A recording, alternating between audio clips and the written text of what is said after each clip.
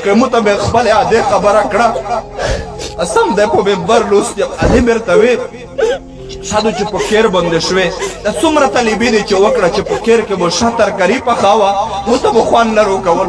خو چې کی به ورځ نه خیر ته بس ورځ نه بعد هر څه مې په زړه لګي نو د هر حافظ په بارا کې د اده ډېر قرباني برداشت کړي ځکه خو الله پاک هم د اده دومره مقام بیان کړی په قران کې چې کله هم الله یې چې د مو عبادت وکړي بیا څه یې وبالوالدین احسانا د میرو پلور سره شا گزارا وکړه او بیا چې کله د حافظ قران پلور وي او ته وایي ای الله زه خو د حافظ قران پلور یم یقینا غلطه شوې دي یقینا ګناهی لږ کړی دي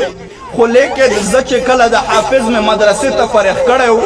مو مزدرا کړه تمام ورځ بل ټیم به چلول په زون باندې مې خولیر وسته لوسینه به سروي پنځر دي لوسینه مې پرې دي خو په بچی مې حفظ کړی ده نو دې ټیم کې به فرشته الله ته ورشي فرشته ته عالم الغیب وینا چې پته وته ولګي الله ته به ورشي ای الله د خود حافظ قران مې رو پلور دی الله به وته وایي درې قسمین رسول پاک خوړلې الله به وته وایي ای فرشته مو د خپل عزت قسم وي مو د خپل جلال او په کبریه قسم وي چې د حافظ قران اده ته ز عذاب ورکوم پلور ته ز عذاب ورکوم متحیا ونرته چې څنګه عذاب ورکوم دې خو خپل بچای مدرسې ته فرخ کړو ډېر قرباني برداشت کوله او بیا د هغه د وجنه قران یې کړو د یو لفظ یې کړو نو عزتمن موته به یو بچای مدرسې ته ورکو د مرګ ځوان پته نه لګيږي کومه به خپل اده خبره کړه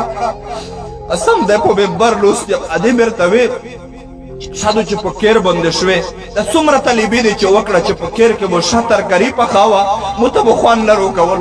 خو چې کی به ورځ نه خیر ته بس ورځ نه بعد هر څه مې په زړه لګي نو د هر حافظ په بارا کې د اده ډېر قرباني برداشت کړي